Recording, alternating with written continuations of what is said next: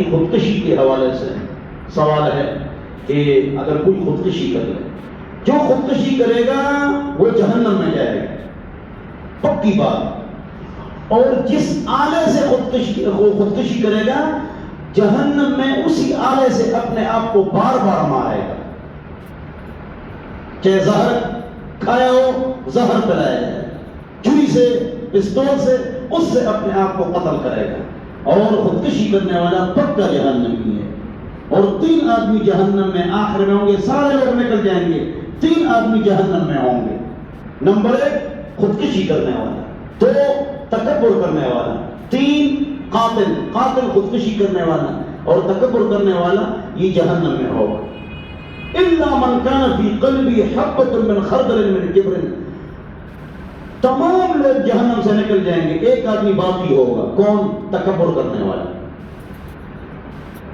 قاتل بھی نکل جائے گا، خودکشی کرنے والا بھی نکل جائے گا، تکبر کرنے والا نیچے بیٹھا ہوگا جہنم میں۔ اللہ ہم سب کو تکبر سے بچائے۔ تکبر کیا ہے؟ 2 کام کرو آپ میں تکبر نہیں ہے، 2 کام کرو آپ میں تکبر نہیں ہے۔ نمبر 1 ہنسمکھ ہو کر ملو، اس طرح السلام علیکم، کیا حال ہے، مخمہ پڑسا ہوا، 12 بجا کے مت ملا کرو، 12 بجا کے مت ملا کرو، نمبر 1۔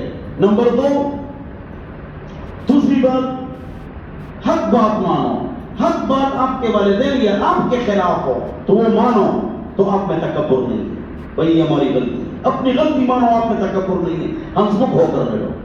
جو خودکشی کرنے والا انزائٹی کا مریض ہو، دماغی مریض ہو، سائیکاٹ ڈاکٹر کے پاس پابندی سے جاتا ہو، نیرو فزیشین کے پاس جاتا ہو، پابندی سے اس کی فائل ہو، دماغی مریض ہو، تو ہم اس کے بارے میں یہی سمجھیں گے کہ اللہ اس کو معاف کرے گا، اس لیے کہ دماغی مریض تھا، دماغی مریض تھا۔ ہمارے گاؤں میں کچھ افراد ایسے خودکشی کر چکے ہیں، وہ باقاعدہ ڈاکٹر سے زیر علاج تھے، ان کی فائلیں تھیں۔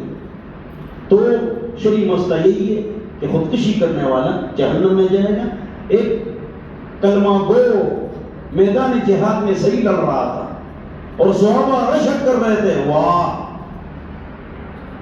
کتنا اچھا لڑ رہا ہے، کتنا مخلص ہے، حضور نے فرمایا یہ جہنمی۔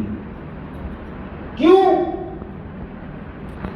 اس پر ایک تکلیف آئی، اس تکلیف کی وجہ سے وہ اس نے برداشت نہیں کی، زخم لگ گیا، اس نے اپنے پیٹ میں تلوار ڈال دی اور اپنے آپ کو قتل کر دیا، تو جہنم میں چلا گیا نا۔ حضور کی بات ٹھیک ہو گئی۔ تو اللہ تعالیٰ ہم سب کو خودکشی سے بچائے، کبھی مایوس نہیں ہونا، مایوسی کفر ہے۔ اللہ ہم سب کو سمجھ عطا فرمائے۔ وآخر دعوانا الحمد للہ رب العالمین، وصلی اللہ علیہ وسلم۔